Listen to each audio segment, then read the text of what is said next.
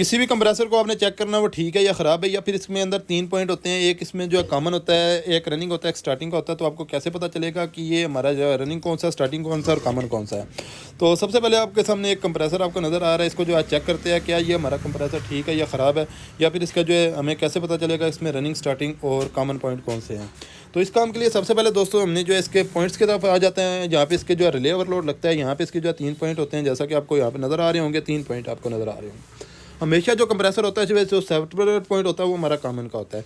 तो ये चीज़ हमें कंफर्म हो जाती है कि ये हमारा कॉमन पॉइंट है। कईयों का ऊपर लगा होता है, कईयों का नीचे लगा होता है। अब जिसका ऊपर लगा होता है उसका क्या हिसाब किताब होता है, और जो नीचे लगा होता है उसका क्या हिसाब किताब होता है, इसको जो अभी ट्रेस कर लेते हैं। तो दोस्तों सबसे पहले हमने जो मीटर को ले लेना है और इसकी जो है इसको हमने कंटिन्यूटी मोड पे रख लेना है। पहले आप चेक करें, जैसे हम इसको शॉर्ट करते हैं तो बीप ये दे रहा है।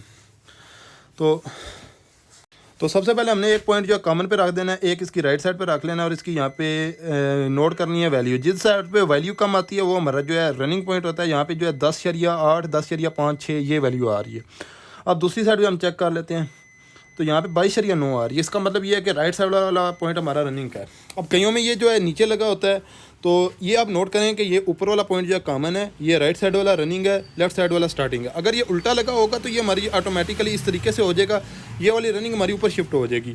यानी कि अगर ये पॉइंट सेपरेट यहाँ पे होता है तो फिर ये हमारी रनिंग होगी, ये स्टार्टिंग होगी। फ़र्ज़ करें ये हमारा कॉमन पॉइंट हो जाएगा, ये रनिंग हो जाएगी, ये स्टार्टिंग हो जाएंगी।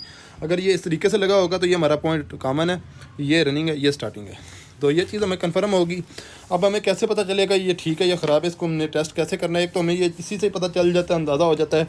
अगर ये ख़राब होता है या फिर मोटर अंदर से ख़राब होती है तो ये वैल्यू इस तरीके से नहीं आती है। यानी कि अगर आप हिसाब लगाएं तो हाफ डिफरेंस बन जाता है, यानी कि 10.5, 10.5, 11, 22, 23 के आसपास आ जाता है।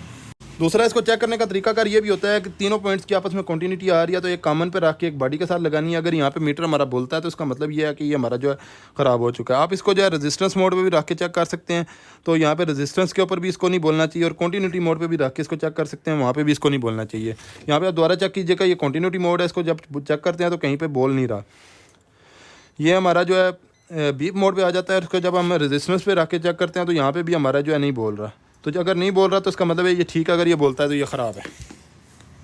अब इससे जो अगला स्टेप होता है वो ये होता है कि एक पॉइंट आपने इसकी कॉमन पे लगा देना है, एक इसकी रनिंग पे लगा देना है।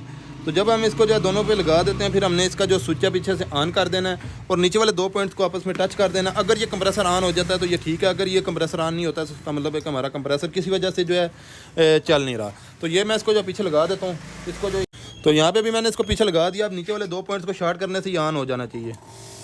तो अभी आपके सामने ये कंप्रेसर हमारा ऑन हो चुका है। अभी पहले हमने इसकी जो है शॉर्टेज वगैरह चेक कर ली थी, किसी किस्म की कोई शॉर्टेज नहीं थी।